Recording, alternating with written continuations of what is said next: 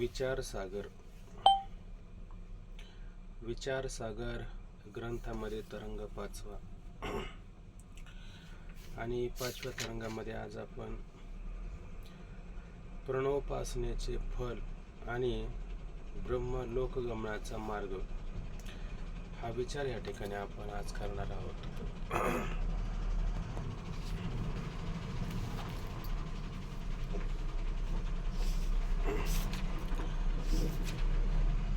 कालपर्यंत किंवा 2-3 दिवसापासून आपण प्रणवोपासनेचा त्या ठिकाणी प्रकार पाहत आहोत आणि ह्या प्रणवोपासनेचा प्रकार पाहत असताना त्यामध्ये विशेष विचार त्या ठिकाणी केला की ओंकार हा प्रणवाचा मंत्र असून त्याची 2 प्रकाराने उपासना आपल्याला पाहता आली.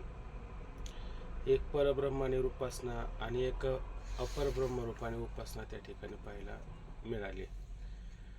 तर मग त्यामध्ये आपण जसं तत्वमसी या पदाचा जसा विचार करत होतो की त्याचा जो वाच्यार्थ आहे त्या वाच्यार्थाचा त्याग करावा आणि लक्ष्यार्थाचा त्या ठिकाणी स्वीकार करावा, तसं ह्या ओंकारामध्ये आकार, ओकार आणि मकार हे वाच्यार्थ स्वरूपाचे आहेत आणि त्याची भोग किंवा त्याचा विषय त्या ठिकाणी आपण पाहिला तो बहिर्प्रज्ञा असतो, आंतरप्रज्ञा असतो आणि प्रज्ञानघन स्वरूपाचा असतो त्या ठिकाणी. आणि अशा पद्धतीचा भोग आणि त्याच्या उपाधी आपण पाहिल्या स्थूल, सूक्ष्म आणि अज्ञान. वास्तविक पाहिलं तर ते चैतन्य आहे. त्या चैतन्यामध्ये कोणता भेद आहे का? त्या चैतन्यामध्ये कोणताही भेद नाही. परंतु त्याच्यामध्ये जर भेद आपल्याला पाहायला मिळत असेल तर तो भेद आहे तो उपाधी साक्ष आपल्याला पाहायला मिळत आहे. म्हणून त्या आत्म्याचा असो किंवा ब्रह्माचा असो किंवा ओंकाराचा असो त्यामध्ये काय करायचं आहे? लय चिंतनाचा विचार करायचा आहे. विश्वाचा विराटामध्ये लय करायचा आणि त्या विराटाचा ओंकाराची प्रथम मात्रा आकार त्यामध्ये लय करायचा. त्यानंतर जो सूक्ष्म अभिमानी आहे तो सूक्ष्म अभिमानी जो आहे तेजस, त्या तेजसाचा आणि हिरण्यगर्भामध्ये लय करून त्या हिरण्यगर्भाचा लय ओंकाराची द्वितीय मात्रा आहे त्याच्यामध्ये लय करून घ्यायचा. त्यानंतर स्थूल अभिमानी जो प्राज्ञा आहे त्या प्राज्ञाचा सूत्रात्मा ईश्वर त्याच्यात लय करून त्या सूत्रात्मा असणारा जो ईश्वर त्या ईश्वराचा सुद्धा काय करायचं? ओंकाराची जी तिसरी मकार रूप मात्रा आहे त्याच्यात लय करायचा. म्हणजेच कसं करायचं आता की स्थूल रूपाने जो आकार आहे ओंकाराची प्रथम मात्रा ती आकार रूप असणारी मात्रा म्हणजेच कोणती मात्रा आहे? सूक्ष्म असणारी उकार रूप मात्रा आहे. म्हणजेच त्या असणाऱ्या आकार मात्रेचा सूक्ष्म मात्रेमध्ये म्हणजे कोणत्या मात्रेमध्ये? जी कारणरूप मात्रा आहे, नाही, स्थूल मात्रा जी आहे ती आकार रूप आहे आणि स्थूल मात्रेचा काय करायचा? त्या ठिकाणी दुसरी उकार रूप मात्रा आहे, त्या उकार रूप मात्रा म्हणजे सूक्ष्म मात्रा आहे त्याच्यामध्ये लय करायचा. त्याच्यानंतर तिसरी जी कारणरूप मात्रा आहे ती मकार रूप मात्रा आहे, त्या असणाऱ्या उकार रूप मात्रेचा मकार रूप मात्रेचा काय करायचा? लय करायचा. आणि ह्या तीनही मात्रेचा बाद झाला किंवा आत्म्याच्या तीनही उपाध्यांचा नाश झाला किंवा ब्रह्माच्या तीनही उपाध्यांचा नाश झाला म्हणजे बाद झाला असा त्याचा अर्थ घ्यायचा. की मग उरतं काय? तर आत्म्यामध्ये त्या ठिकाणी तोमपद लक्ष उरतं आणि ब्रह्मामध्ये तत्पद लक्ष उरतं आणि ओंकाराची अमात्रा म्हणजे मात्रा रहित असणारं जे तत्व आहे ते चौथं म्हणजे तुर्याग अवस्था, ती अवस्था त्या ठिकाणी आपल्याला प्राप्त होते. आणि ही उपासना कुठं करायची? तर यहलोकामध्येच ही उपासना करायची. ही उपासना जर आपण परलोकामध्ये जर करायला गेलो तर तिथं सुद्धा ही उपासना आपल्याला करता येते. परंतु तिथं ती उपासना कशी करता येते त्याच्याविषयी विचार आपल्याला पुढे सांगितलेला आहे. तो प्रणव उपासनेचे फळ आणि ब्रह्मलोकगमनाचा मार्ग जसं आपण ज्ञानेश्वरीचा 6वा अध्याय पाहिला आणि त्याची श्रद्धा भरपूर अशा अंतःकरणामध्ये निर्माण झालेले होते, परंतु त्याने नुसती श्रद्धा उत्पन्न करून उपयोग झाला नाही. कारण श्रद्धा होती, परंतु अभ्यासाचा उचलता पाऊल त्याने टाकला का? त्याने अभ्यासाचा उचलता पाऊल टाकला नाही. म्हणून पर्यायीनं त्याला परत यावं लागलं का नाही? परत यावं लागलं मागं. आता इथं एक मागं येण्याचा मार्ग आहे आणि एक पुढं जाण्याचा मार्ग आहे. परंतु तो मागं येऊ तरी त्याला जीव ब्रह्मात्मैक्यच ज्ञान झालं पाहिजे, आणि पुढे जरी गेला तरी त्याला जीव ब्रह्मात्मैक्यच ज्ञान झालं पाहिजे.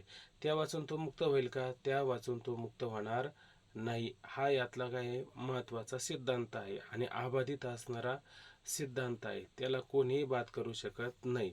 तर त्याचा विचार आपण आज या ठिकाणी करू.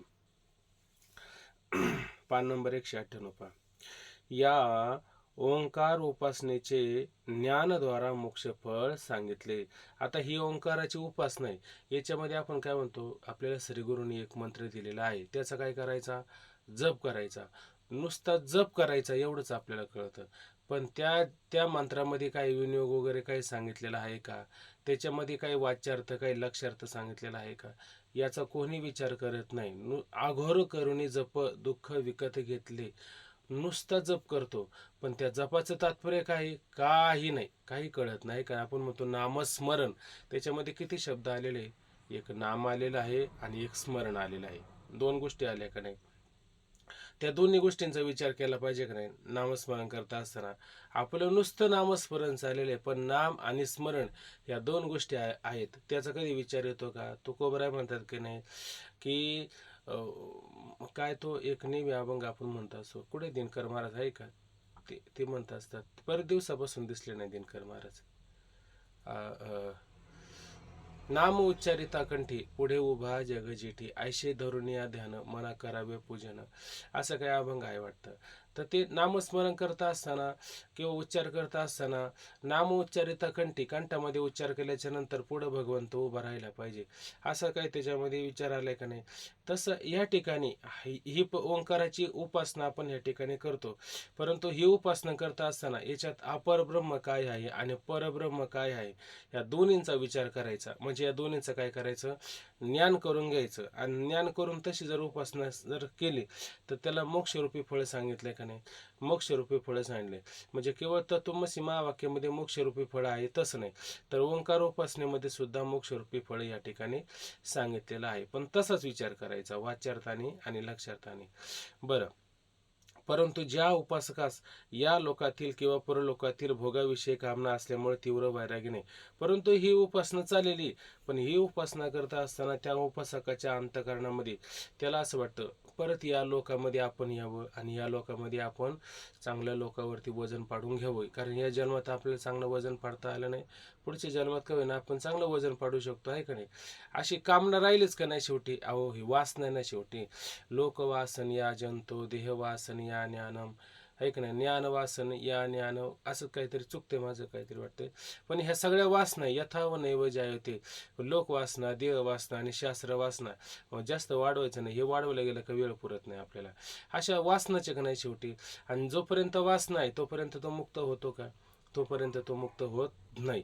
म्हणून त्याला वाटतं इहलोकामध्ये परत, कारण इहलोकीचा हा देह इच्छिता ती धन्य आम्ही जन्म आलो दास विठोबाचे झालो. म्हणजे इहलोकातला हा देह मिळणं किंवा ह्या सगळ्या गोष्टी मिळणं हे फार दुर्लभ आहे. वासना राहिलीच का नाही त्याला? स्वर्गीच्या आमर इच्छिता ती देवा मृत्यूलोकी व्हावा जन्म आम्हाला मृत्यूलोकात तर जन्म झाला आणि त्याला जन्म झाला नाही, उलट आम्ही भाग्यवान आहे असं म्हणतो. आणि परत वारंवार इथे येऊ. वासना राहिली का नाही? वासना राहिली, आहे का नाही? जन्म घेणे लागे वासनेच्या संगे. मग ती लोकातले असो किंवा किंवा असं समजा किंवा शास्त्र संस्कार आपल्याला थोडेफार झालेले, किंवा ज्ञानोबराने नव्या अध्यात जसं स्वर्गाचं वर्णन केलेलं आहे, तर केवळ स्वर्गाचंच वर्णन करण्यासारखं आहे का? पितरलोकातलं वर्णन करण्यासारखं आहे, सत्यलोकातलं वर्णन करण्यासारखं आहे. आणि नेहमी आपण काकड्यामध्ये म्हणतो लाजले गे माया आता कवना वळू, जिकडे पाय तिकडे चतुर्भुज गोपाडू. हे अशा पद्धतीचं वैकुंठातलं वर्णन, कैलासातलं वर्णन, अशी वर्णन आपल्याला पाहायला मिळतात की नाही? अनेक प्रकारचे धाम पाहायला मिळतात, लोक पाहायला मिळतात. आणि ते पाहायला मिळतात म्हणजे शास्त्र सर्वनाने आपण पाहत असतो. तर त्याच्यात वासना निर्माण होते ना, तिथं मग असं वाटतं की त्या लोकाला जाईन आणि तिथं मग अशा अशा पद्धतीचे भोग भोगन, किंवा परत या लोकाला येईन अशा अशा पद्धतीचे भोग भोगेन, अशी कामना वासना त्याच्या अंतःकरणात राहते का नाही. मग जन्म घेणे लागे वासनेच्या संगे, परत त्याला तो पुढचा जन्म तशाच पद्धतीचा मिळत असतो. म्हणून मनुष्याने कामणारही त्या ठिकाणी झालं पाहिजे. या लोकातील किंवा ब्रह्मलोकातील भोगाविषयी कामना असल्यामुळे तीव्र वैराग्य होत नाही. वैराग्य शब्दाचा अर्थ काय?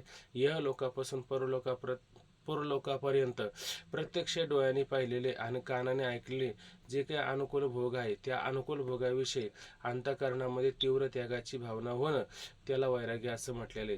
वैराग्याचे प्रकार किती? भरपूर प्रकार त्यामध्ये आपण पाहत असतो, ऐक नाही.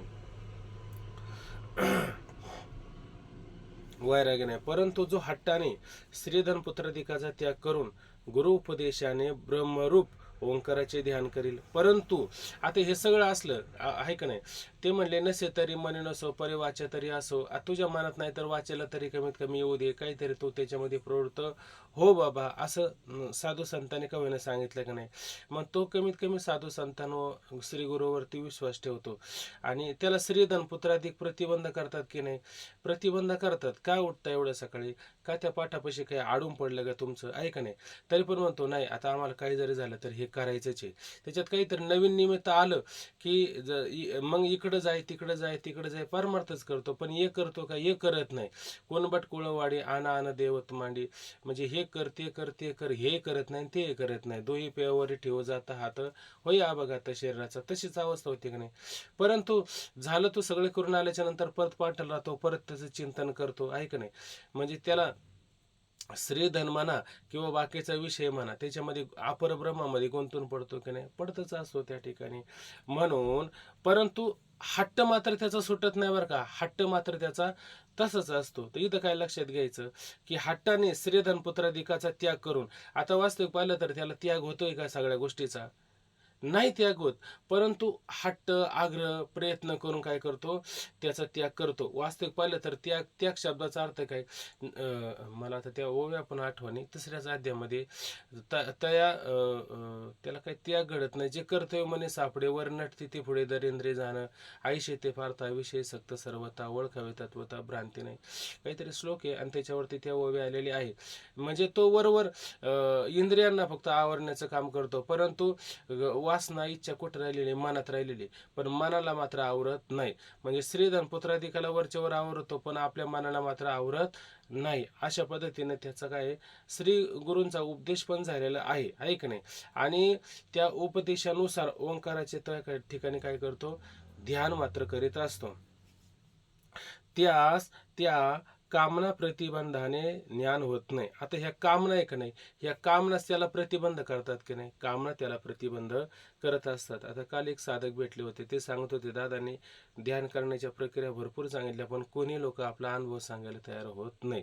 का? त्यांना अनेक प्रकारच्या कामना आहे आणि कामनेचा मोठा प्रतिबंध त्या ठिकाणी आहे की नाही. त्यास कामना प्रतिबंधाने ज्ञान होत नाही. मरणानंतर अन्य शरीर प्राप्त होते. म्हणून काय होतं? ते मुक्त होतील का? मुक्त होणार नाही. का बरं?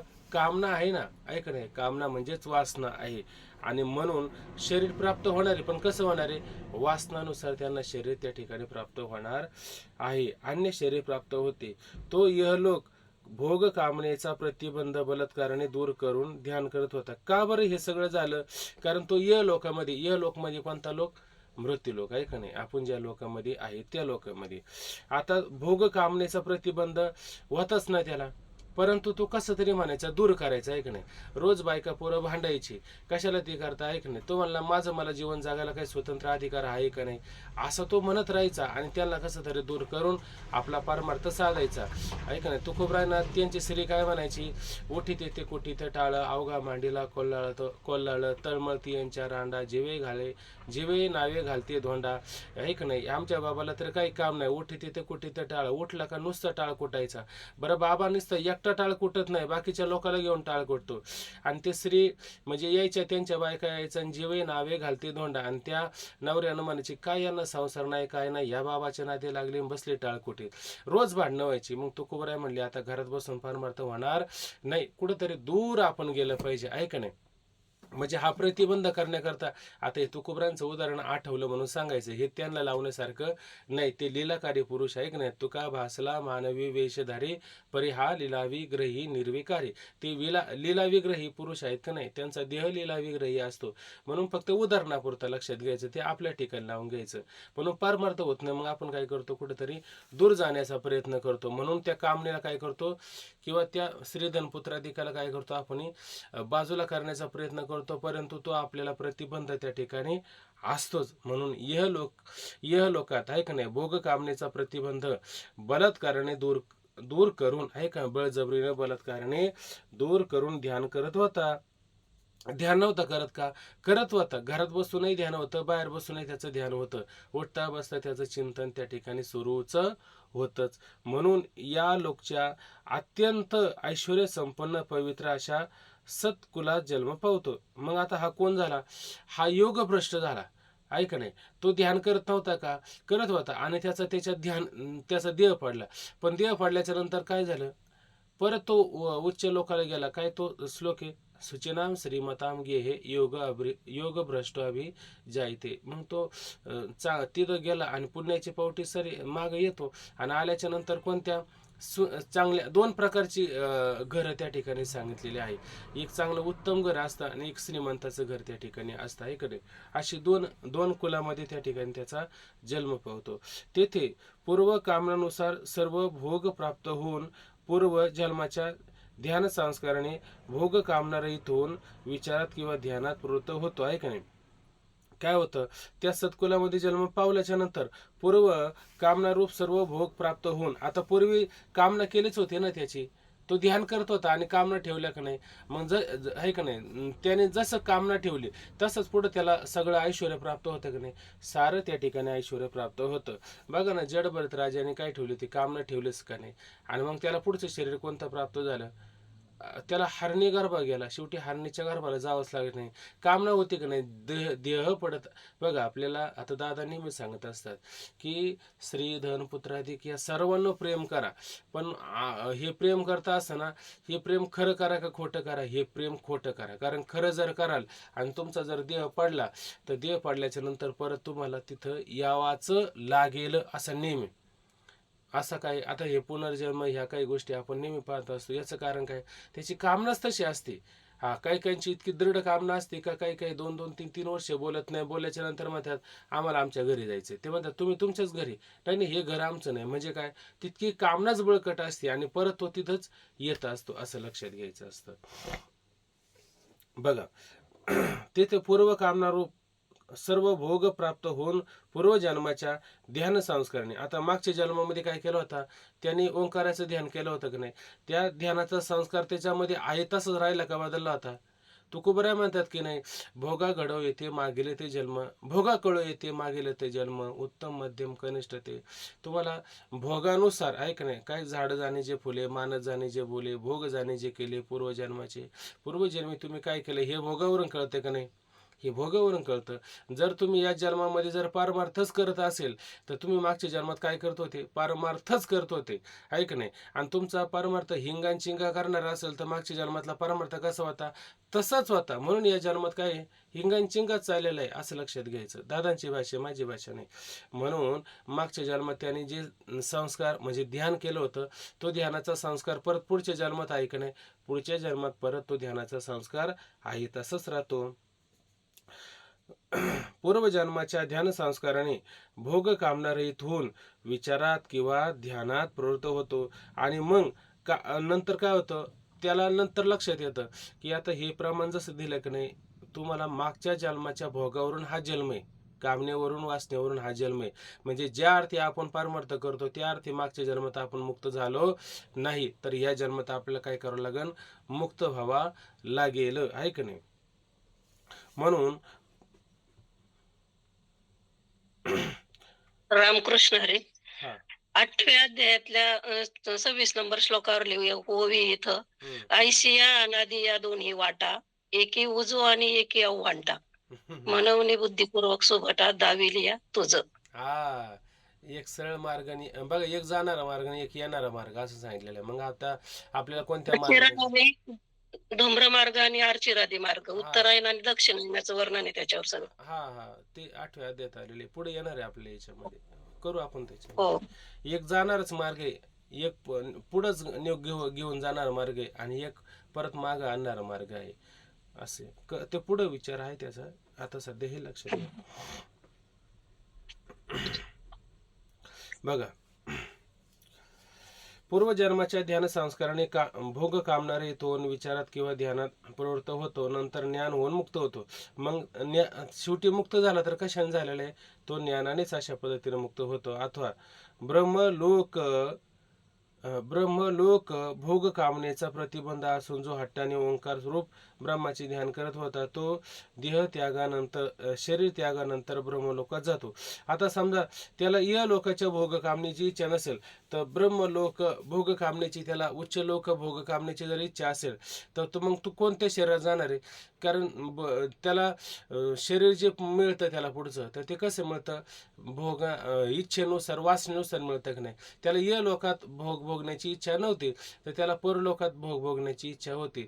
त्याला जर कळलं काय ब्रह्मलोकामध्ये हे सगळं ऐश्वर, हे सगळं आपल्याला त्या ठिकाणी चांगल्या प्रकारचं भोग मिळतं, मग म्हणले स्वर्ग लोकात नाही का? मग म्हणले स्वर्ग लोकापेक्षा आपलं ब्रह्मलोक श्रेष्ठच आहे का नाही? ब्रह्मलोक श्रेष्ठच आहे. मग स्वर्ग लोकाचा भोग घेण्यापेक्षा ब्रह्मलोकाचा भोग घेऊ, आणि तिथली जर कामना राहिली तर मग त्याचं शरीर कुठं जाणार आहे? त्या लोकाला जाणार आहे. पण ते काय असं सहज जाणार आहे का? त्याच्यातलं ज्ञान तर त्याला झालं पाहिजे ना. मग ते ज्ञान कशाने होणार आहे? प्रणव उपासनेने अशा पद्धतीने त्याचं ज्ञान त्याला होत असतं. म्हणून हट्ट्याने ओंकारूप ब्रह्माचे ध्यान करीत होता तो शरीर त्यागानंतर ब्रह्मलोकास जातो. तेथे मनुष्यांना, पितरांना, देवांना दुर्लभ जी स्वतंत्रता, तिच्या आनंदाचा भोग आणि हिरण्यगर्भाचे सत्य संकल्पातील समग्र ऐश्वर त्यास प्राप्त होते. आता त्या लोकाला समजा तो गेला, बरं कस काय गेला? ओंकाराची उपासना करूनच गेला. असं नाही जात बरं का, लक्षात घ्या. नाही तर तुम्ही म्हणाल असंच गेला की काय, अशी नुसती कामना करून जात नाही, तर त्याची उपासना सुद्धा त्याच्याकडून तशा प्रकारची झाली पाहिजे, हे लक्षात घेतलं पाहिजे. म्हणून तिथं गेल्याच्या नंतर तिथला जो लोक आहे तो सगळ्यात श्रेष्ठ लोक आहे की नाही, म्हणजे शेवटचा लोकच आहे का नाही, शेवटी तो शेवटचा लोक येतो. तर तिथं मनुष्यांना, आता आपण जे मनुष्य आहोत त्या मनुष्यांना, किंवा पितरांना, त्याच्यापेक्षा पितर श्रेष्ठ आहे, किंवा देवांना, देव जे आपले त्या पितरांपेक्षा कसे श्रेष्ठ आहे. दुर्लभ जी स्वतंत्रता आहे का नाही. इथं आपण स्वतंत्र आहोत का परतंत्र आहोत? आपण परतंत्र आहेत. कोणत्या गोष्टी आपल्या हातात आहे? आपलं मन तरी आपल्या हातामध्ये आहे का? मग मनच हातात नाही तर बाकीच्या गोष्टी काय हातात सांगायच्या? आपलं काहीच हातामध्ये त्या ठिकाणी राहत नाही. परंतु त्याच्या सगळं हातामध्ये असं आहे का नाही.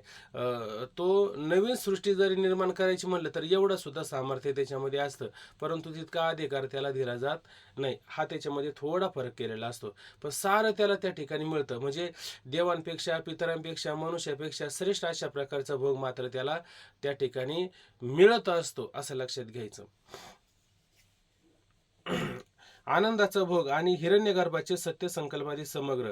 आणि हिरण्यगर्भ जो असतो की नाही तो कसा असतो? सत्य संकल्पाचा दाता नारायण सर्व करी पूर्ण मनोरथ, तो सत्य संकल्पादी असतो.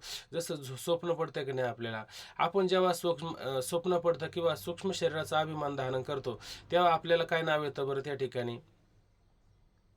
आठवतं कोणाला? तेजस.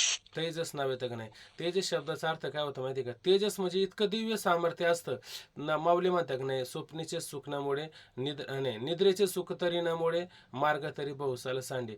एखादा मनुष्य झोपला आणि त्याला बसमध्ये बसवलं आणि कुठेतरी फिरून आणलं, त्याला इतकी भारी झोप लागली होती का तो 100 किलोमीटर फिरून आला तरी त्याला कळलंच नाही. एवढा प्रवास घडला का नाही, एवढा प्रवास घडला.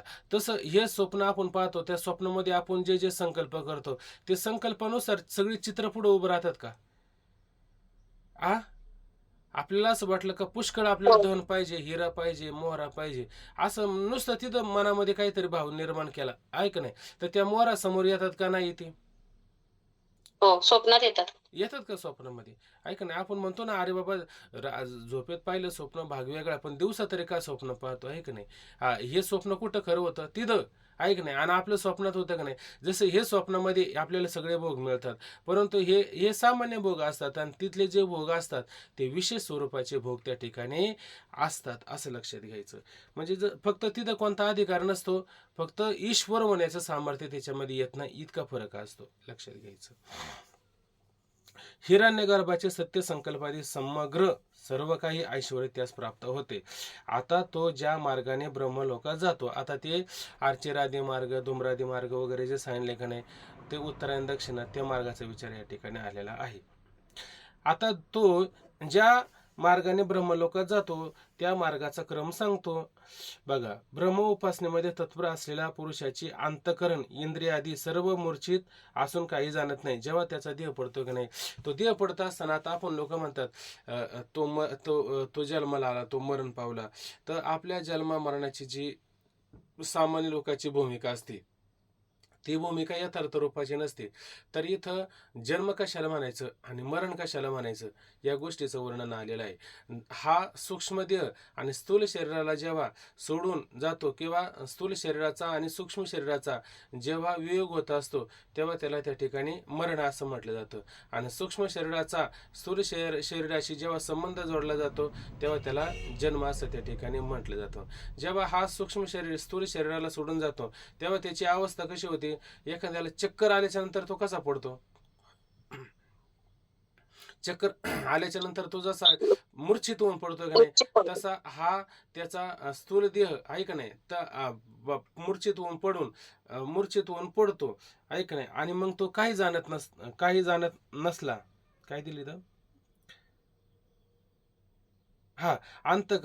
अंतकरण इंद्रियादी सर्व मूर्छित असून काही जाणत नसली तरी त्याचे लिंग शरीर नेण्याकरता यमदूत येत नाही. आता आपले सर्वसामान्यांचं शरीर नेण्याकरता यमदूत येत असतो, एक नाही. मग यमदूत येत असताना पहिल्यांदा कोणती नदी? वैतरणी नदी लागती. वैतरणी नदीमध्ये काय काय प्रकार सांगितले? 32-33 प्रकारचे नरक सांगितले. एका नरकातून त्याला पुढं पुढं जावं लागतं. जसं जसं भोग असेल तसा तसा ते यमदूत, आहे का नाही, कौतुक डोळा पाहिलं सकळ नाचवित काळ जीवाशी, ऐक नाही, आशिक खड धारा छेदिती सर्वांग तप्त भूमी अंग लोळविती. तुकोबरायांनी प्रमाण दिलेलं आहे. ते म्हणतात, कथा करून या द्रव्य देती घेती तया नरकवासा अधोगती रव रव कुंभ.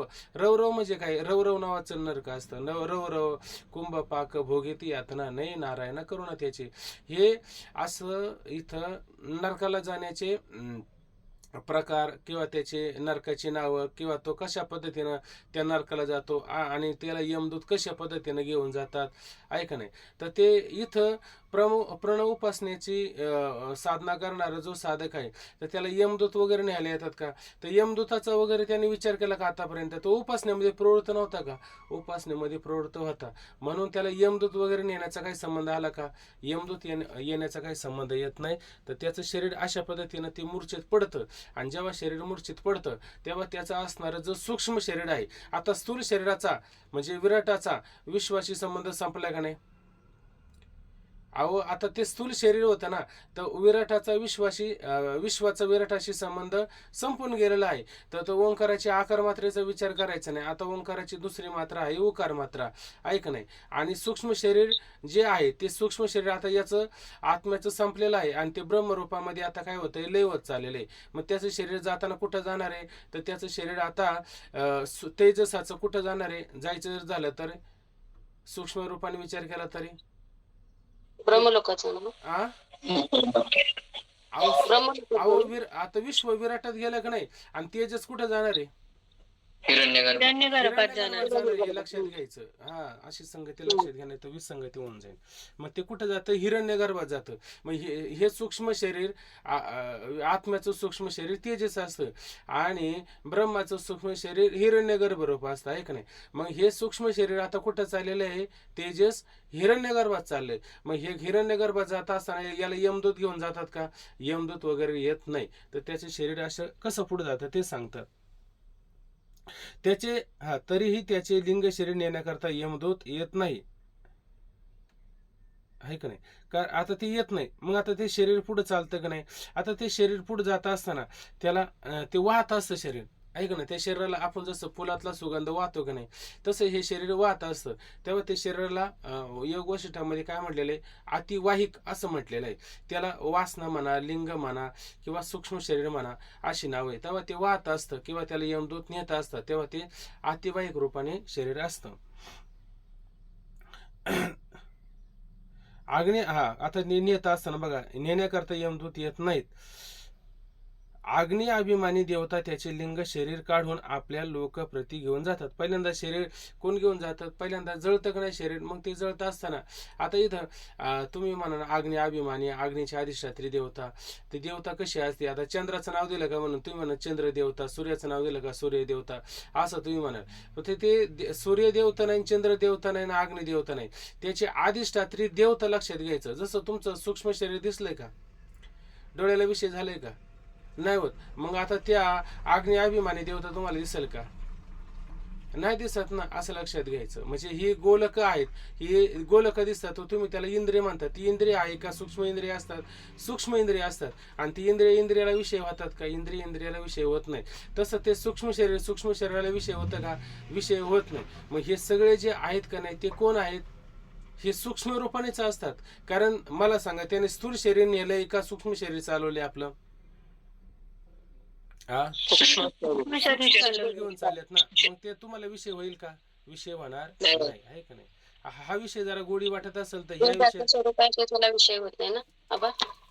मग ते तर माहितीच आहे आपल्याला, जे ज्याचं स्वरूप असतं ते त्याला विषय होत नाही. मग आपलं सूक्ष्म शरीर आहे, कारण शरीर आहे का स्थूल शरीर आहे? आपलं स्थूल शरीर आहे. बस शरीर आपल्या इथं. आपल्याला शरीरच नाही. जे ज्याचं स्वरूप असतं ते त्याला विषय होत ना. आत्मा हे आपलं स्वरूप आहे, लक्षात घ्या. अजून उपाधीमध्येच आपण, उपाधीचा त्याग झालाच नाही, या उपाधीचे सगळे आपल्याला, असं लक्ष द्या. अग्नि अभिमानी, आता त्याचं शरीर जेव्हा नेण्याकरता यमदूत वगैरे येत नाही, तर याचे शरीर नेण्याकरता कोण येतं? ते शरीर समजा पहिल्यांदा अग्नीमध्ये पडलं, तर ते अग्नीतून पुढं चाललं का नाही शरीर त्याचं? पुढं चाललं, आहे का नाही? अग्नी शब्दाचा अर्थ नुसतं ते स्मशानातला अग्नी असं पण होत नाही. वेगवेगळ्या प्रकारचे अग्नी असतात त्या ठिकाणी. अग्नि अभिमानी देवता त्याचे लिंग शरीर काढून, पहिल्यांदा अग्नि अभिमानी देवता येते आणि त्याचं लिंग शरीर पहिल्यांदा काय करते? काढून घेतात, आहे का नाही? यमपाश कसे ते पाश टाकून शरीर घेतात, तसं इथं अग्नी त्याचं शरीर आपल्या ताब्यात पहिल्यांदा घेतात. आपण बघा, एखादी आता कीर्तनामध्ये समजा बसलो, आहे का नाही, आणि आपल्याला इकडची वस्तू तिकडे द्यायची, समोर दादांपर्यंत पोहोचवायची, आहे का नाही? मग एखादा म्हणून असा गर्दीतून उठून जातो का, हा त्याच्या ताब्यात देतो, तो त्याच्या ताब्यात देतो, तो त्याच्या ताब्यात देतो, आणि मग ती वस्तू तिथपर्यंत पोहोचते. हे तर लक्षात आलं का नाही? तसंच इथं लक्षात घ्यायचं की आता पहिल्यांदा शरीर कोणाच्या ताब्यात आलेले? अग्नि अभिमानी देवता, तिच्या ताब्यात शरीर आलेले. ते शरीर काढून आपल्या लोकापर्यंत घेऊन जाते. मग त्यांचं एक लोक असतं, प्रत्येकाचे एक एक लोक ठरलेले असतात का नाही, आहे का नाही? लोक, ठिकाण, देश, आहे का नाही? हा इथं बसला, हा याचा एक लोक, त्याच्या पुढे तो दुसरा बसला, त्याचं दुसरं लोक, तिसरं लोक, असं लक्षात घ्या. त्यानंतर तो दिशा अभिमानी, आहे का नाही? दिशेची अभिमानी अधिष्ठात्री देवता जी आहे की नाही, तो शरीर काय करतो? अग्नी, तो अग्नि देवता ती दिशा अभिमानी जी देवता आहे त्याच्याकडे ते शरीर देऊन टाकतो. नंतर पुढं दिनाभिमानी दिनाभिमानी, हा असं आहे काय? हा दिनाभिमानी, हा दिनाभिमानी, आहे का नाही? दिवसाची अभिमानी अधिष्ठात्री देवता, आहे का नाही? दिनाभिमानी त्याच्याकडे शरीर. नंतर कृष्ण पक्ष, शुक्ल पक्ष, आहे का नाही? काळी, प्रकाश, आमोशा वगैरे असते का नाही? मग तिथं शुक्ल पक्ष अभिमानी ती देवता असते, त्याच्याकडं मग ते दिनाभिमानी शुक्ल पक्ष अभिमानी देवतेकडे ते शरीर दिलं जातं. कोणतं? स्थूल शरीर अशा पद्धतीनं दिलं जातं, आहे का नाही? लिंग शरीर, आहे का नाही? लिंग शरीर दिलं जातं असं म्हणायचं, ठीक आहे. हा असं म्हणायचं चला, बरं. आणि मग नंतर शुक्ल अभिमानी देवतेकडून कुठं जातं? उत्तर अभिमानी देवता, आहे का नाही? तिच्याकडे हे शरीर जातं. नंतर सवस्तर अभिमानी देवता, बघा आता हे किती वाढत चाललं पुढं. पहिलं अग्नीतून दिन अभिमानी दिवसाकडे गेलं, नंतर पंधरवाड्याकडे गेलं, नंतर उत्तर अभिमानी म्हणजे 6 महिन्यात गेलं. आणि संवत्सर किती होतं? संवत्सर कशाला म्हणतात? ऐका कोणाला, ती नेहमी आपण ऐकत असतो. संवत्सर मोठा असतं ना, कधीतरी याचं असतं ते, आता कोणतं संवत्सर चाललेलं आहे ते कितीतरी वर्षातून येत असतं, म्हणजे आता हे वाढत चाललं ना पुढं हळूहळू. संवत्सर अभिमानी, नंतर देवलोक अभिमानी. आ बोला ना, कोण बोललं? बरं असू दे. नंतर त्याच्यानंतर संवत्सर अभिमानी झाल्याच्या नंतर देवलोक अभिमानी, आणि नंतर हे कुठं जातं पुढं देवलोक अभिमानी, त्या देवतेपर्यंत हे शरीर जातं. त्याच्यानंतर पुढं ते वायुलोक अभिमानी आहे का नाही, त्या देवतेपर्यंत शरीर जातं. नंतर सूर्यलोक अभिमानी, त्याच्यानंतर चंद्रलोक अभिमानी, विद्युत अभिमानी, वरुण लोक अभिमानी, इंद्र लोक अभिमानी, आणि प्रजापती लोक अभिमानी. आता गेलं का प्रजापतीपर्यंत? प्रजापती लोक अभिमानी. मला असं वाटतं की भ्रचूला जे सुख झालं होतं त्या सुखामध्ये यांचं वर्णन आलेलं आहे, बरोबर ना? जवळजवळ संगतवार वाटतं आपल्याला. चला असो. प्रजापती लोक या क्रमाने शेवटी ब्रह्मलोकात जातो, आणि शेवटी कुठे जातो?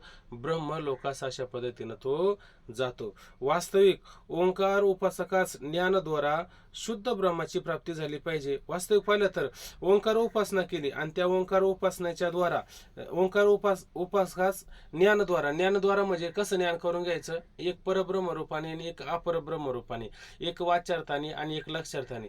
इथंच त्याला ज्ञान व्हायला पाहिजे होतं का नाही? पण त्याने निर्णय केला का? निश्चय केला का? नाही निश्चय केला. नाही इथं केला तर मग तिथं जाऊन तू करच बस. कारण इथं तुला थोडक्यात निश्चय करायचा होता, तिथं निश्चय करायला किती काळ आहे, किती काही काळ करत बस, आहे का नाही? कारण तिथं आता संवत्सर, लोक, इंद्र, आहे का नाही, आता हे वाढत चाललं. त्यांचं आयुष्य किती फार मोठे आहे का नाही? आणि तिथं दिवस रात्र वगैरे आहे का? काही दिवस नाही, रात्र नाही. रात्रंदिवस तुला आता काय करायचंय? तू कष्ट पक्का लक्षात ठेवायचं, आहे का नाही? आणि तिथं बसून फक्त तेवढं चिंतन करायचं. तुला सद्गुरू वगैरे सद्गुरूची काही गरजच नाही, कारण चिंतन इथं झालेलेच आहे ना सगळं विचारसागरामध्ये. आता फक्त इथं निर्णय करता आला नाही तुला, तिथं काही काम नाही. तिथं फक्त काय करायचंय? तेवढं निश्चय करायचा. निश्चय झाल्याच्या नंतर काही नाही, जेव्हा ब्रह्मदेव पडेल त्या टायमाला तू पण पडणारच आहे. तो मुक्त झाला म्हणजे तू पण त्याच्याबरोबर काय होणार आहे? मुक्तच होणार आहे. पण आता तुला वेळ लागणार आहे, हे लक्षात घ्यायचं. का वेळ लागणार? तुला इथं करता आलं नाही म्हणून तिथं करावं लागलं. इथं एवढा फरक लक्षात घ्या. तथापि कामना रूप प्रतिबंधामुळे, हा इथं आलतं नाही का, हा शेवटी ब्रह्मलोकात जातो. वास्तविक ओंकार उपासकास ज्ञानाद्वारा ब्रह्मलोका शुद्ध ब्रह्माची प्राप्ती झाली पाहिजे. शुद्ध ब्रह्माची प्राप्ती झाली असती जर त्याने अमात्रा, स्वयंपद लक्ष, तत्पद लक्ष त्याचा जर तुर्यागा स्वरूपाने विचार केला असता तर मुक्त झाला असता. तथापि कामनारूप प्रतिबंधामुळे ज्ञान न होता, आणि त्याला मध्ये कामना होत्या ना, हे का नाही, याचं हे करायचं, त्याचं ते करायचं, एवढं माझ्याकडे काम आलं, एवढं पूर्ण करायचं, भला अभ्यास मी माझा नंतर करेल, आहे का नाही. विचारसागर कधी पण करता येईल, कारण हे काम मला करावंच लागेल ना, हे कामच होती ना. मग त्याच्यामुळे एवढं मोठं त्याला काय पुढं भोग आलेला असतो. हा, मग प्रतिबंधामुळे ज्ञान न होता कार्यब्रह्माची सायुज्यता मुक्ती होते, आहे का नाही. आता हे सगळं सायुज्यता मुक्ती झाली का नाही. सायुज्यता मुक्ती म्हणजे कोणती मुक्ती? सायुज्यता वारा ह्याची करा बापानो, नामदेव महाराज सांगतात की नाही. मग सायुज्यता मुक्ती झाली म्हणजे तो त्या स्वरूपाचा झाला का नाही. लाजले घे माया आता कवना वळू, जिकडे पाय तिकडे चतुर्भुज गोपाळू. चतुर्भुज म्हणजे चार चार हाताचे सगळेच गोपाळ तयार झाले, आहे का नाही. म्हणजे तो का म्हणे आळी नव्हे नुरेची वेगळी. ती आळी राहते का, ती पण भिंगुरटी होऊन जाते, भिंगुरटीच होऊन जाते ना. म्हणजे ती सायुज्यता पावली का नाही. सायुज्यता पाहिली.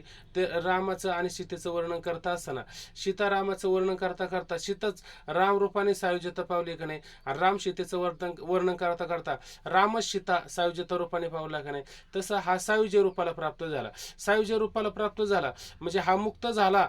मुक्त म्हणण्यापेक्षा आता असं न म्हणता तो परब्रह्माने सायुज्यता ही मुक्ती आहे, ही परब्रह्म स्वरूपाची आहे का अपरब्रह्म स्वरूपाची आहे? आता करा बरं विचार. परब्रह्म हा, परब्रह्म स्वरूप आहे. सायुज्यता परब्रह्म कशी होईल बरं? परब्रह्म अपरब्रह्म रूपाने झाली ना, तो त्या स्वरूपाचं झालं ना. आता आळी मला सांगा, भिंगुरटी झाली, मुक्त झाली का? स्वरूपाला प्राप्त झाली ना होती. कोणत्या स्वरूपाला प्राप्त झाली? मुक्ती, समीपता, सायुज्यता, समीप आणि सलोकता, या चार मुक्ती ते स्वरूपाला प्राप्त झाली ना भिंगुरटी. सायुज्यता म्हणजे भिंगुरटी कशाला झालेली? कशाचं चिंतन करत होते?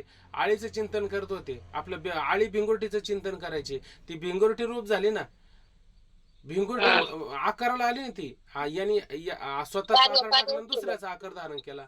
हाच फक्त फरक झाला त्याच्यामध्ये. याच्याविषयी बाकी काय झालं?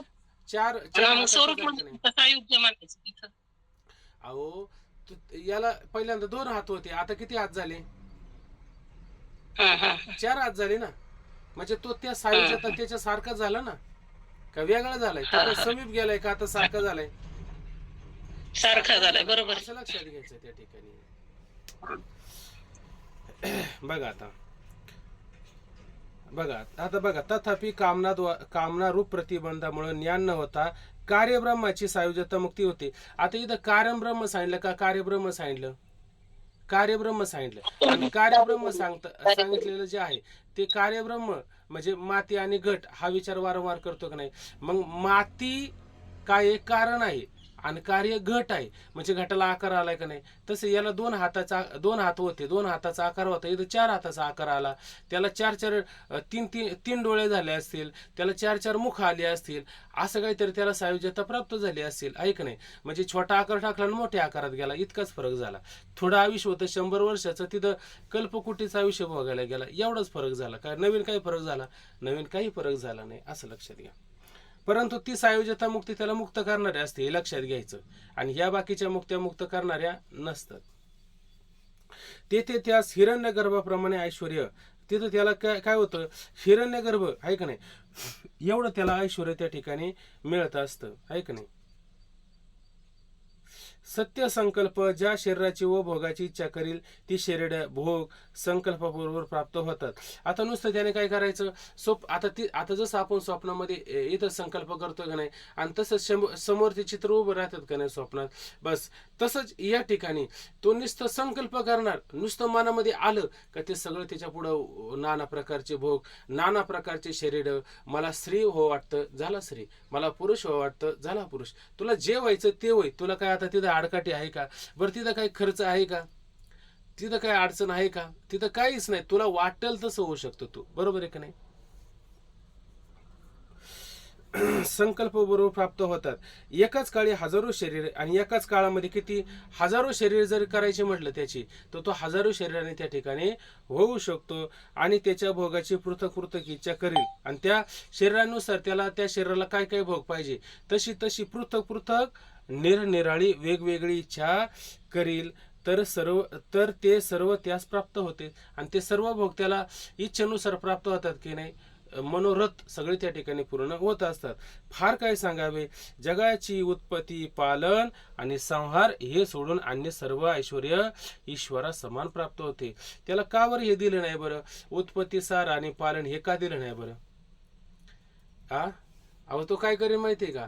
त्या ईश्वराने एक सृष्टी निर्माण केली का, हा दुसरी सृष्टी निर्माण करील. हा तो म्हणे ही तुझी सृष्टी आणि ही माझी सृष्टी, मी इकडचा ईश्वर तू तिकडचा ईश्वर, आहे का नाही? हे तुझं शेत आणि हे माझं शेत, तू इकडे येऊ नको, दोघात भांडणं व्हायला बसल्यात, आहे का नाही? म्हणजे ईश्वर कसा आहे? एकच मानायचं. ईश्वर अनेक मानून चालणार नाही. ईश्वर अनेक असले का त्याच्यामध्ये काय होईल? जीव अनेक होतील, भेद अनेक होतील, सगळे भेद त्यामध्ये होत जातील, आहे का नाही? म्हणून ईश्वर एकच असतो. म्हणून मग आता राजा असतो का नाही, राजाचं एक छत्री राज्य असतं, आहे का नाही? मग एक छत्री राज्य असलं तर राजाला राणी आहे का? हो. राजाला मुलं आहे का? आहे. मुलाला मित्र आहेत का? आहे. मग आता राजाच्या मुलाला जर सगळे भोग आहे, मग राजाच्या मुलाच्या मित्राला हे भोग आहे का? हो. पण आता तर समजा त्या मुलाच्या मित्राने म्हटलं मला त्या राजाचा थोडा कारभार चालवायचा आहे, थोडा देता का मला कारभार करायला? तर राजा त्याच्या हातात सत्ता देईल का? बरं आपल्या मुलाला जो काही कळत नाही त्याच्या हातात सत्ता देईल का? देणार नाही. मग ती सगळी सत्ता कोण चालवतो? राजाच चालवतो. तसा तिथला हिरण्यगर्भातला जो ईश्वर आहे तोच हे सगळं उत्पत्ती, सार, पालन अशा पद्धतीनं काय करतो असतो? तोच करतो. बाकी तो याच्या हातामध्ये मात्र देत नाही, हे लक्षात घ्यायचं. याच्या हातात देऊन तरी काय करायचं? कारण याला एक दिवस मारायचंच आहे का नाही? कारण याचं आयुष्य किती जरी म्हणलं तर त्याच्या पुढं त्याच्या एका पापणीच्या उघड झापीमध्ये हे कितीतरी कोट्यवधी ब्रह्मदेव अशी येतात आणि मारतात, हे लक्षात घ्यायचं. हे सोडून अन्य सर्व ऐश्वर्य ईश्वरा सन्मान होते. याप्रमाणे हिरण्यगर्भ समान बहुत काल संकल्प सिद्ध दिव्य पदार्थ भोगून प्रलय काळी जेव्हा हिरण्यगर्भाचा नाश होतो तेव्हा ज्ञान होऊन तो त्या उपासकास विद्य मोक्ष प्राप्त होतो. आता काय म्हटलं? हिरण्यगर्भ समान, हिरण्यगर्भाला ब्रह्मदेवाला जे तिकडे त्या ठिकाणी भोग आहेत ते भोग ऐक नाही, आणि किती बहुत काळ त्याचं आयुष्य किती आता 14 चौकड्या, सहस्रयुगापर्यंत 1000 युगांच्या चौकड्या, आणि तेवढीच रात्र, त्याचा एक दिवस, असा 100 वर्ष जगतो, आहे का नाही? असं 100 वर्ष जगतो, म्हणजे त्यानुसार जगतो. तर एवढ्या काळापर्यंत हा सुद्धा साधक त्या ठिकाणी जाऊन जगत असतो. आणि मग बहुत काळ संकल्प सिद्धी, आहे का नाही? तो जसा जसा संकल्प करतो तसं तसं त्याला त्या सिद्धी येऊन पुढे उभे राहतात की नाही, आहे का नाही? रिद्धी सिद्धी कामधेनु घरी एक सगळं त्याच्या ठिकाणी असतं. त्याच्यातून त्याला दिव्य पदार्थ भोगून प्रलयकाळी, जेव्हा तो प्रलयकाळ म्हणजे जेव्हा त्याचं सूक्ष्म शरीर, कोणाचं? ब्रह्माचं, म्हणजे हिरण्यगर्भाचं, ब्रह्मदेवाचं ते सूक्ष्म शरीर जेव्हा पडतं की नाही, मग त्याचं शरीर जेव्हा पडतं, तेव्हा त्याचं शरीर जेव्हा पडतं म्हणजे त्याचा जेव्हा नाश होतो, त्याच्या नाशाबरोबर याचा पण नाश होणार का नाही? त्याच्याबरोबर याचा सुद्धा नाश होणार, कारण याचं शरीर आता कुठे? हिरण्यगर्भाच्या शरीरातच आहे ना. ही सगळी शरीरं कुठे गेली? त्या हिरण्यगर्भाच्या शरीरामध्ये गेलेली असतात. म्हणून प्रलयकाळी जेव्हा हिरण्यगर्भाचा नाश होतो, तेव्हा ज्ञान होऊन कोणाला ज्ञान होतं? इथं कोणाचा विषय चाललाय? कोण उपासक? इथं कोणती उपासना करणार आहे?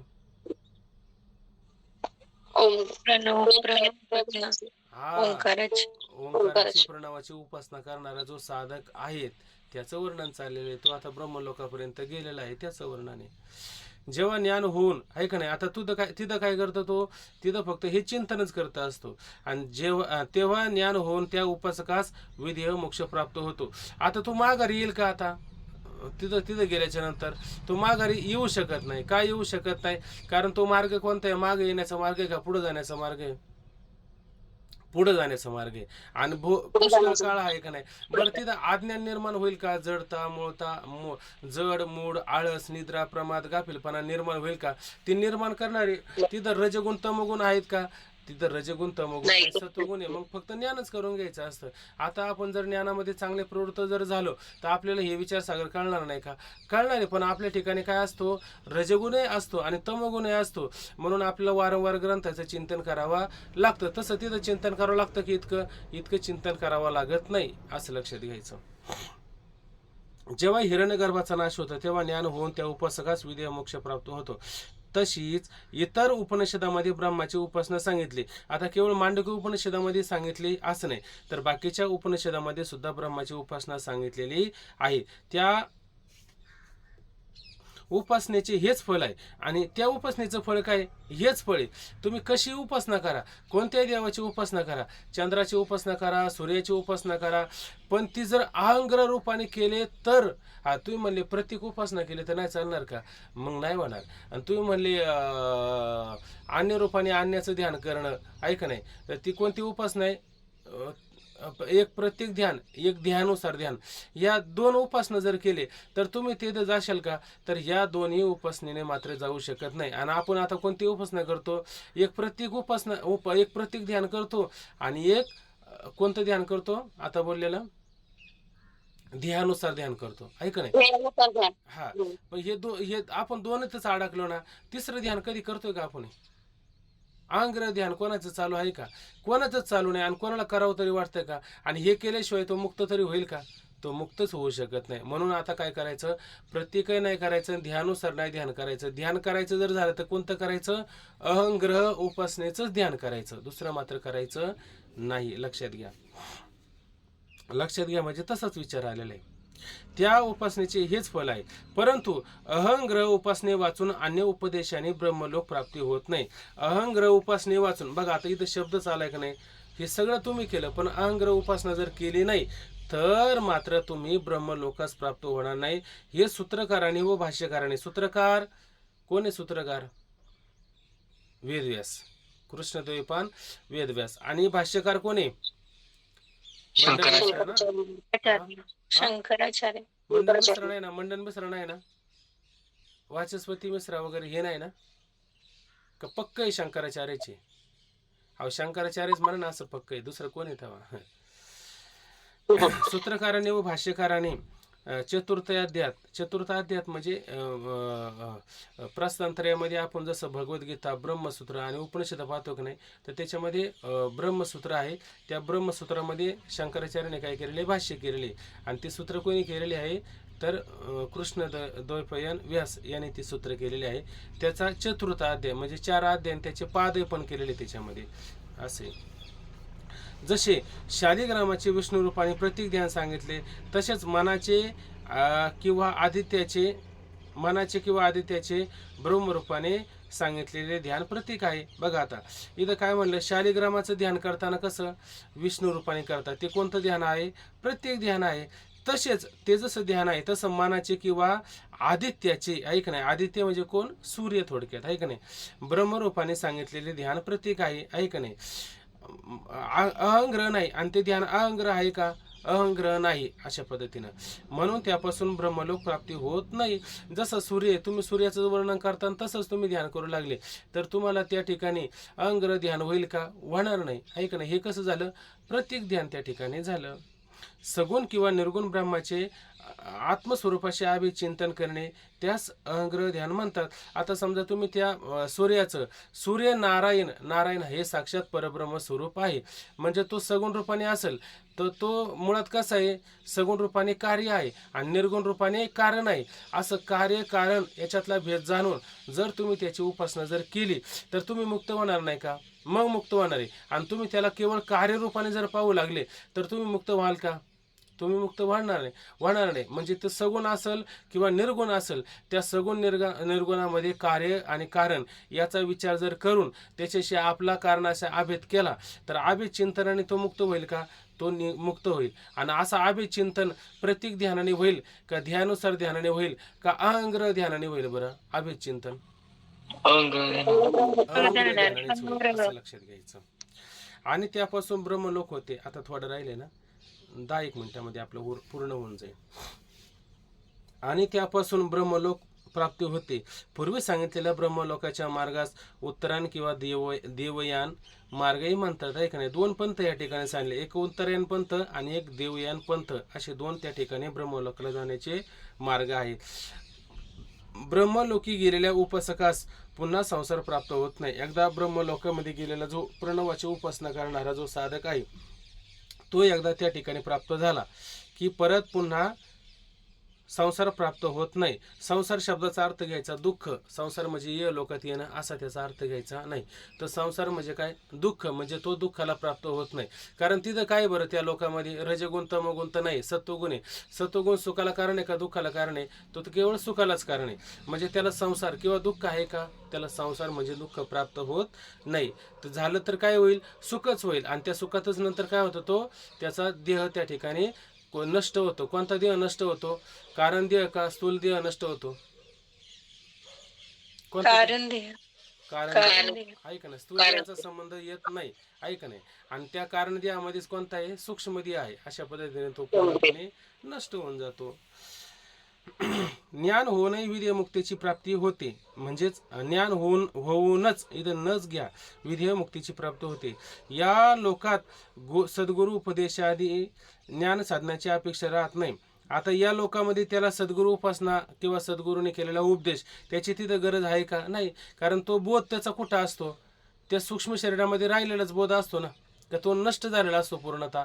तो नष्ट झालेला नसतो. आणि तो तिथं गेल्याच्या नंतर काय करतो? तेवढंच त्या ठिकाणी चिंतन करतो. मग आता तिथं त्याला सांगण्याकरता श्री गुरूंना परत जावं लागतं का? तिथं जाण्याची गरजच पडत नाही ना. त्याला या लोकांमध्येच या सगळ्या गोष्टी झालेल्या असतात. फक्त निश्चय न झाल्यामुळं परत त्याला त्या लोकाला जावं लागलं. सद्गुरु उपदेशादी ज्ञान साधण्याची अपेक्षा नाही. त्या वाचून ज्ञान होते, त्याच्या वाचून सुद्धा ज्ञान त्याला होतं. कारण ब्रह्मलोकात रज तमगुणांचा प्रादुर्भाव नाही. तिथं रजगुण नाही आणि तमगुण नाही. त्याचा कोणत्याही प्रकारचा प्रादुर्भाव मात्र राहत नाही. केवळ सत्वगुण प्रधान हा लोक आहे. आणि हा लोक कसा आहे? सत्वगुणाने युक्त असणारा हा लोक आहे. रज तमगुण नाही. म्हणून काम क्रोध आदी जडता आलस्यादी नाहीत. म्हणून त्या ठिकाणी रज तमगुणाचं जे कार्य आहे, काम क्रोध म्हणा, जडता, आळस, निद्रा, प्रमाद, गाफिलपणा आहे का नाही, असं मात्र त्या ठिकाणी राहतं का? तर अजिबात त्या ठिकाणी राहत नाही. केवळ सत्वगुण आहे. म्हणून ज्ञानरूप प्रकाश त्यामध्ये प्रधान आहे. आणि सत्वगुणामध्ये कोणता प्रकाश आहे? तर ज्ञानरूप प्रकाश त्या ठिकाणी आहे. पण कोणतं ज्ञान करायचंय? प्रणव उपासनेचं ज्ञान करून घ्यायचंय, चिंतन करायचंय.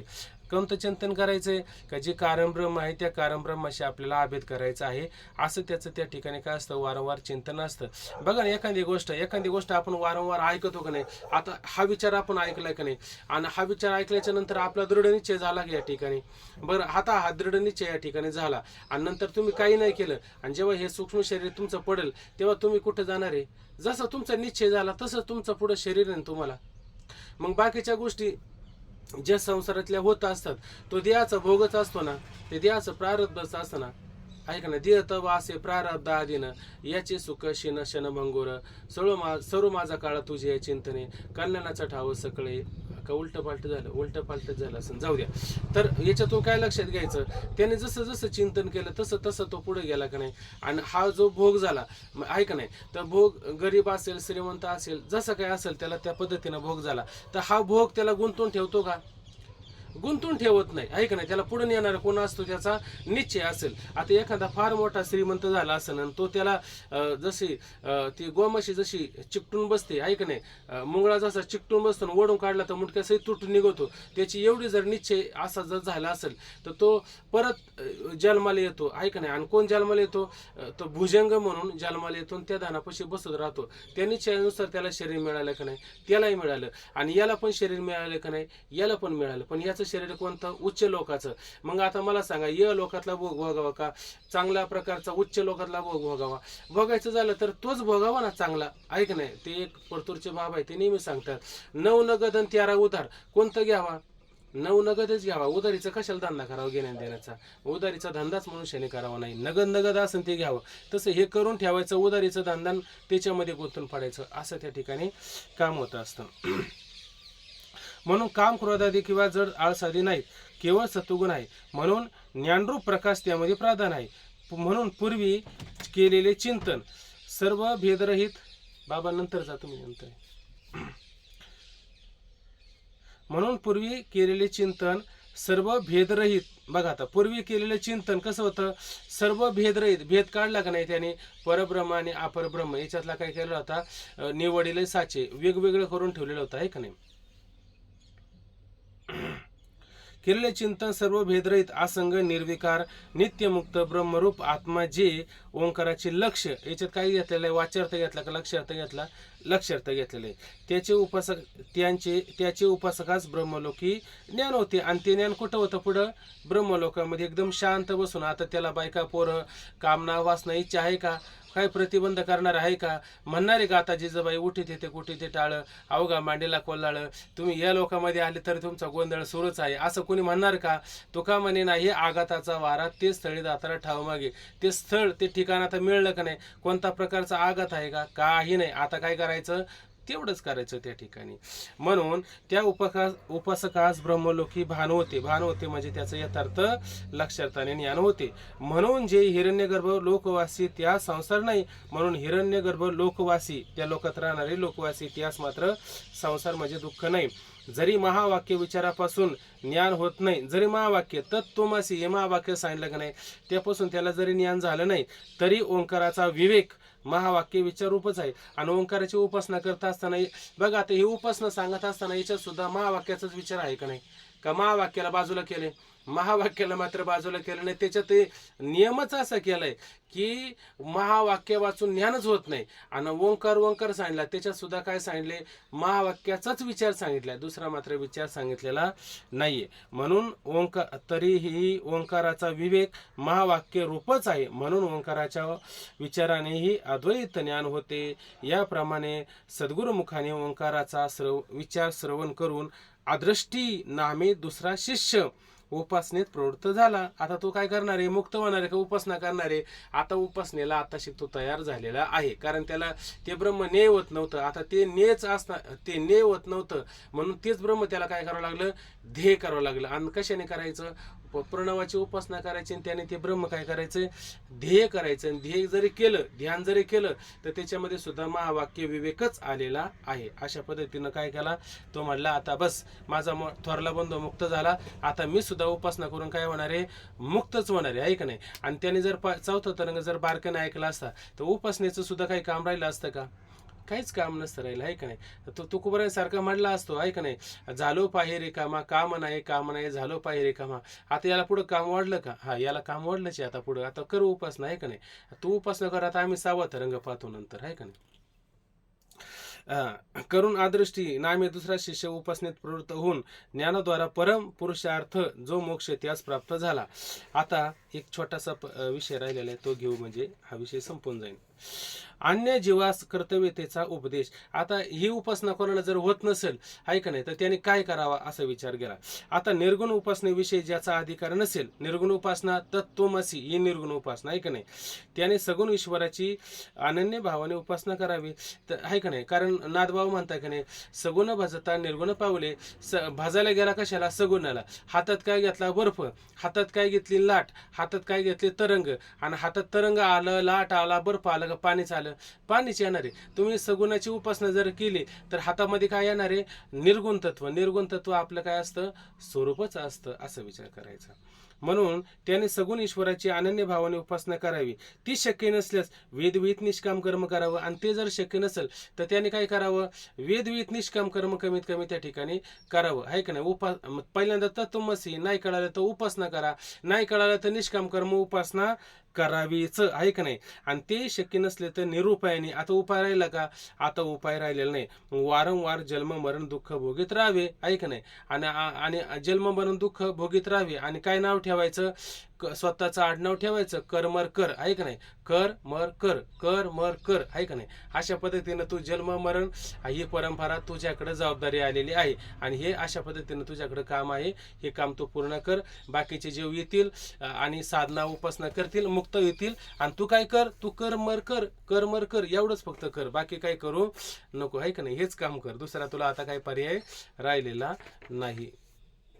ठीक आहे. आता उद्यापासून आपण 6व्या तरंगाला सुरुवात करणार आहोत. आता ह्या तरंगाविषयी कोणाला काही शंका आहे का? शंका असण्याचं काही कारण पण नाही याच्यामध्ये, ठीक आहे ना.